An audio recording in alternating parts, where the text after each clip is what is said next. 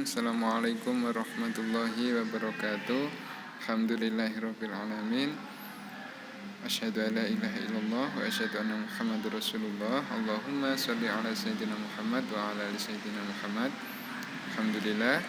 Pada kesempatan kali ini di kelas 6 tema 6 subtema 2 ya, pembelajaran pertama, Ustaz akan menjelaskan materi tersebut ya. Sebelum kita berdoa, sebelum kita belajar, marilah kita berdoa terlebih dahulu. Berdoa mulai. Rabbi zidni ilma warzuqni fahma waj'alni minas sholihin. Ya Rabbil alamin. Simak teman-teman ya. Pembelajaran pertama, tema 6 subtema 2, muatan PPKN dan bahasa Indonesia. Kompetensinya untuk PPKN menganalisis pelaksanaan kewajiban, hak, dan tanggung jawab sebagai warga negara beserta dampaknya dalam kehidupan sehari-hari. Bahasa Indonesia menggali informasi yang terdapat pada teks non-fiksi. Nah, ini ada tanda tanya. Hak sebagai warga negara Indonesia. Apa itu hak? Teman-teman pasti sudah tahu ya. Hak adalah sesuatu yang mutlak menjadi milik seseorang atau sesuatu yang seharusnya diterima oleh seseorang. Itu hak. Kita lanjutkan.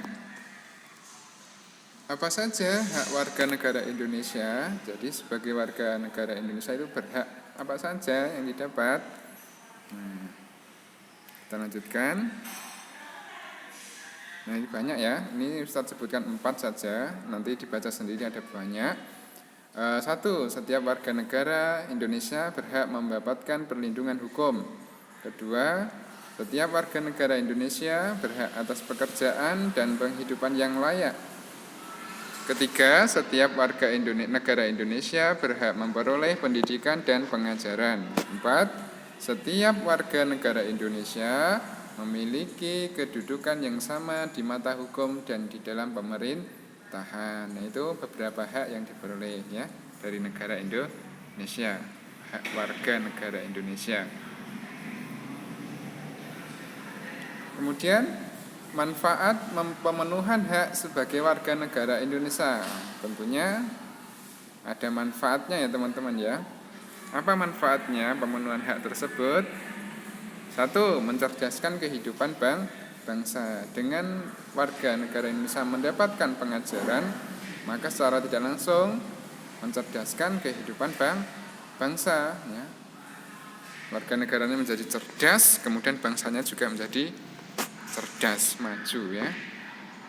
2. Peningkatan perekonomian warga negara Indonesia dan mengurangi jumlah pengangguran ya. Jadi hak memperoleh pekerjaan yang layak, penghidupan yang layak itu secara langsung meningkatkan perekonomian warga negara Indonesia sehingga kehidupannya semakin sejahtera. Amin ya. Yang ketiga, terwujudnya keamanan, keadilan, dan keteraturan dalam kehidupan bermasyarakat, berbangsa, dan bernegara. Jadi dengan adanya hukum yang adil ya, maka sudah akan terwujud keamanan, ketertiban, keadilan dalam kehidupan berbangsa dan bernegara. Itu beberapa manfaat pemenuhan hak sebagai warga negara Indonesia. Kita lanjutkan, ini bahasa Indonesia ya teman-teman ya. Menggali informasi yang terdapat pada teks non-fiksi. Apa itu teks non-fiksi? Nah, teks non-fiksi yaitu teks atau tulisan yang dibuat berdasarkan fakta ya, atau realita, atau hal yang benar-benar terjadi. Nah, itu teks non-fiksi ya. Nyata, sifatnya nyata, benar-benar terjadi, benar-benar ya realita. Kemudian pengertian dari gagasan utama. Gagasan utama adalah suatu gagasan atau ide yang sedang dibicarakan atau dibahas dalam sebuah paragraf. Kemudian gagasan utama disebut juga gagasan pokok atau pikiran utama, pokok pembicaraan atau pokok pikiran. Ini sebutannya saja banyak ya. Itu adalah ide dari suatu bahasan.